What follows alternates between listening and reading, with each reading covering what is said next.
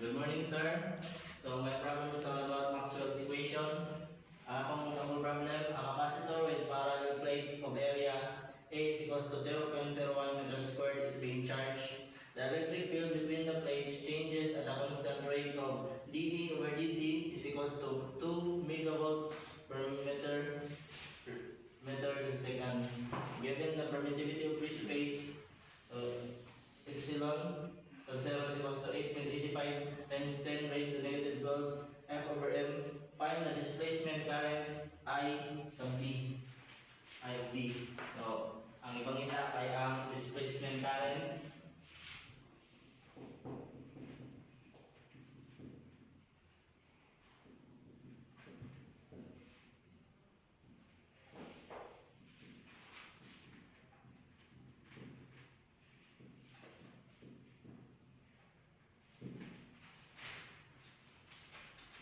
So, sa pagbuhat sa displacement current, ang gamiton nga formula I sub D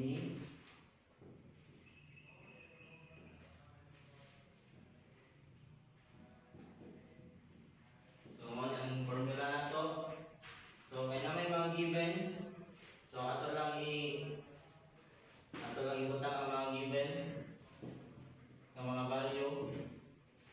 So, sa permittivity of free space 8.85 times 10 raised to negative 12 times ang area of the plate which is 0.01 meter squared. May area of the plates times ang rate of changes of electric field.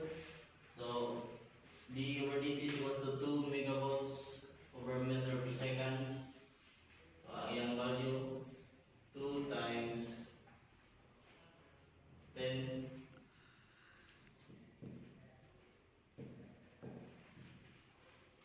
so, ato lang i-calculate.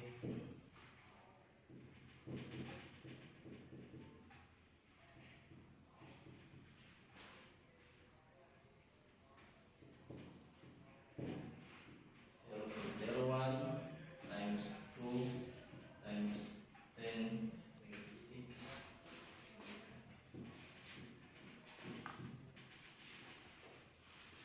so 8.85 times 10 to negative 12 times 2 times 10 to negative 4.